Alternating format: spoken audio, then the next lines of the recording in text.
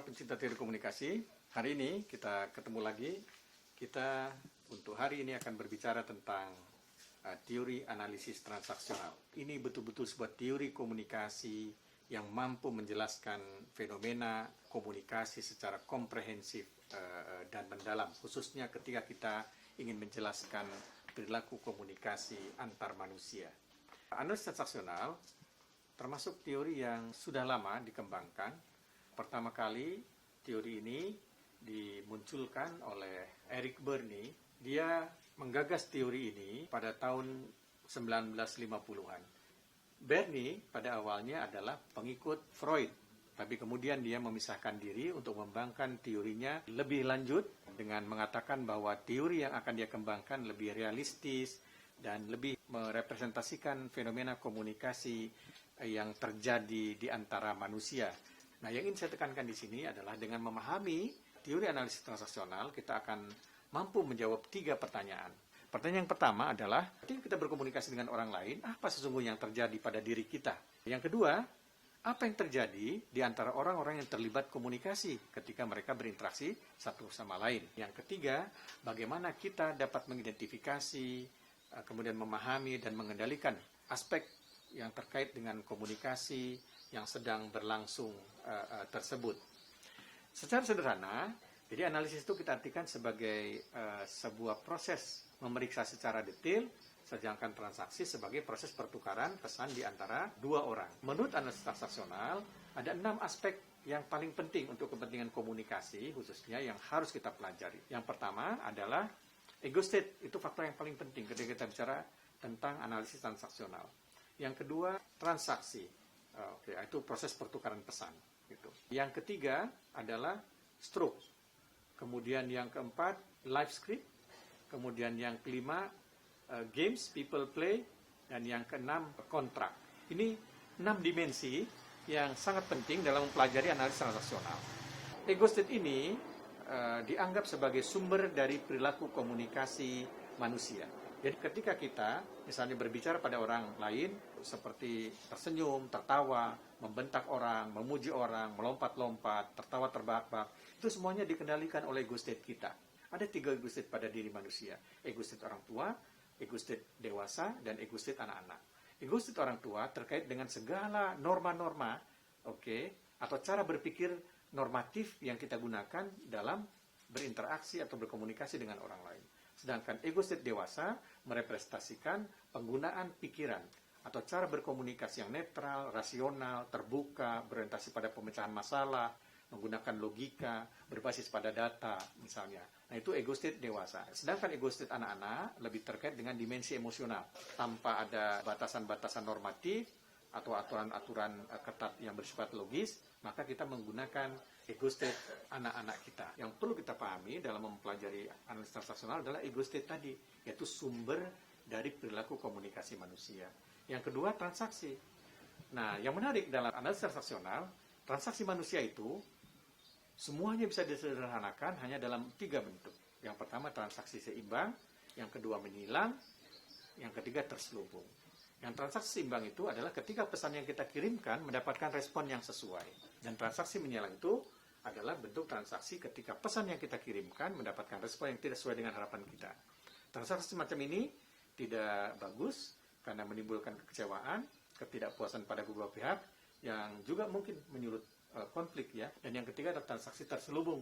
Dalam transaksi terselubung, apa yang kita katakan belum tentu sesuai dengan apa yang kita maksudkan. Jadi orang harus mampu menangkap maksud, sebetulnya dia berbicara dari ego state yang mana, gitu ya. Jadi itu 2 aspek yang sangat penting yang kita pelajari dalam analisis transaksional. Nanti mahasiswa akan memberikan contoh bagaimana ini dipraktekkan dalam kehidupan sehari-hari. Nah, sebelum itu, saya ingin menjelaskan sedikit 4 aspek yang lainnya juga yang sebenarnya penting, tapi tidak akan kita dalami dalam video ini, yaitu stroke. Stroke itu adalah unit pengakuan terkecil atas kehadiran orang lain. Manusia membutuhkan stroke meskipun negatif, daripada tidak ada stroke sama sekali. Karena ketiadaan stroke artinya ketiadaan pengakuan atas kehadiran diri kita. Yang berikutnya adalah games.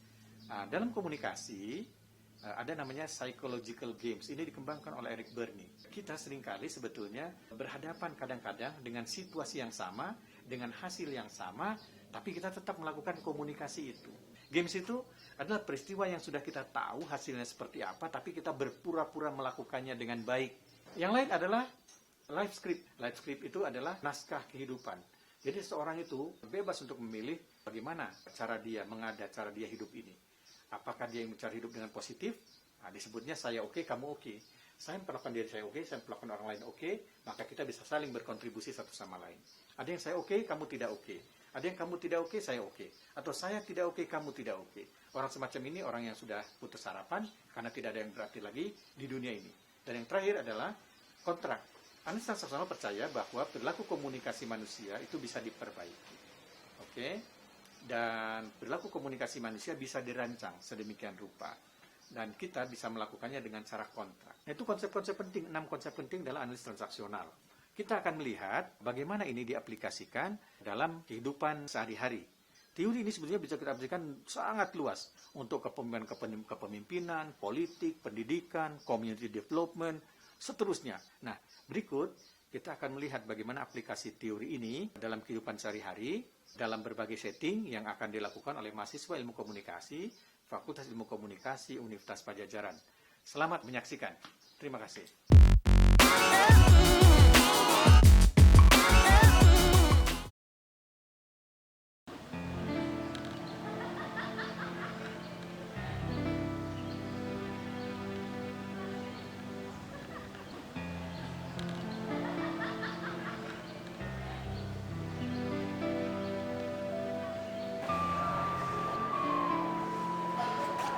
Tay, gue mau ke toilet dulu.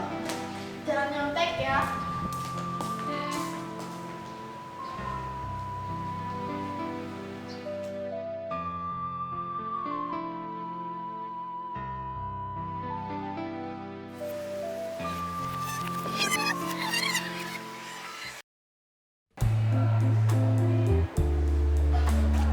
Tay, gue mau ke toilet dulu.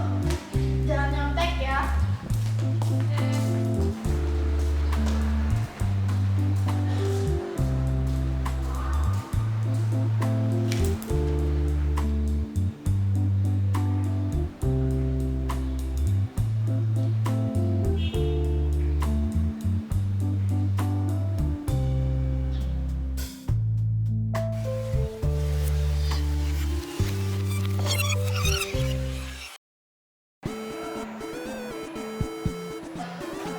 Tay, gue mau ke toilet dulu.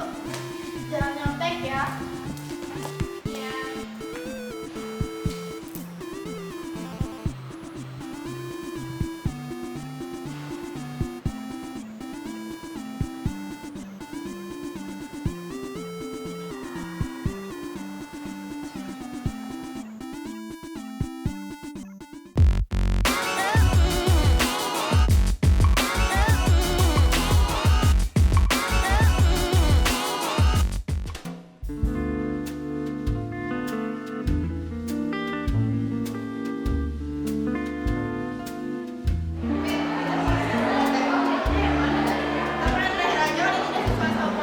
Dasar kamu tukang pelet. Gimana sih Martin? Bisa gak sih kamu manage diri?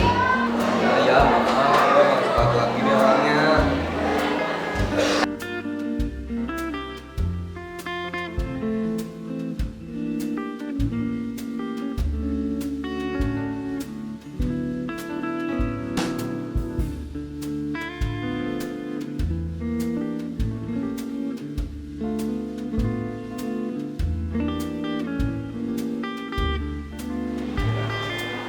Mati.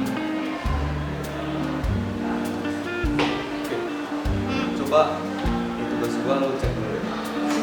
Kayaknya udah benar tapi taruh deh. Ya. Kalem. dong tugas gue. Nulis lagi. Gak mau. Nulis lagi. Itu udah panjang. Gak apa-apa, nulis dari ulang.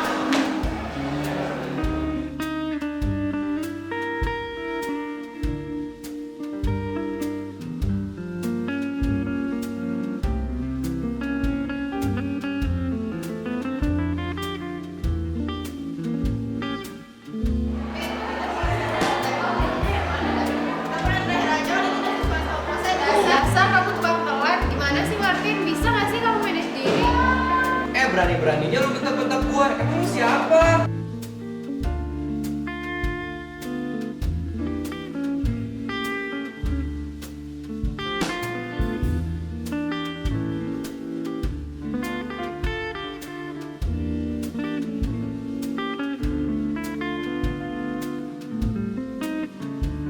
Berani-beraninya lu bentak-bentak gua. Emang lu siapa? Tapi kan Martin, kamu jadi ketinggalan Gak perasaan. peduli gue. Mendingan lu minta maaf sama gua sekarang. Cepetan. Tapi maksud aku tuh, Bodoh, cepet minta maaf sama gue. ya deh aku minta maaf. Lu minta maaf gitu doang. Hah? Enggak, aku seriusan aku minta maaf Martin.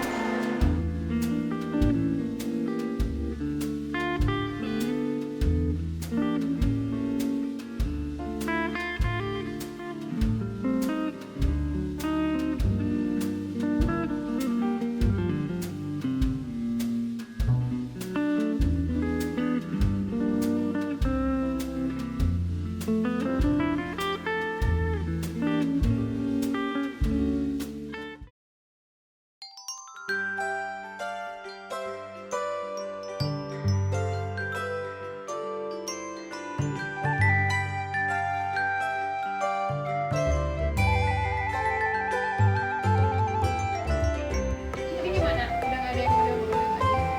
Udah sih cukup kayaknya. Palingan nanti di kosan kita tinggal bikin konsep-konsepnya aja yang tadi kita bahas.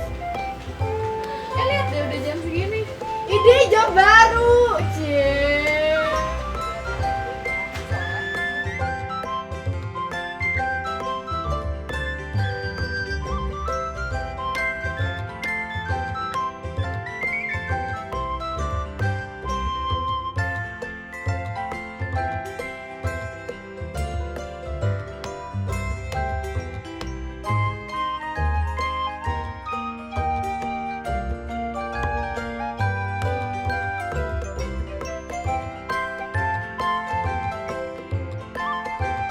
Jadi gimana? Udah gak ada yang udah ngomongin lagi? Udah sih cukup kayaknya. Palingan nanti di kosan kita tinggal bikin konsep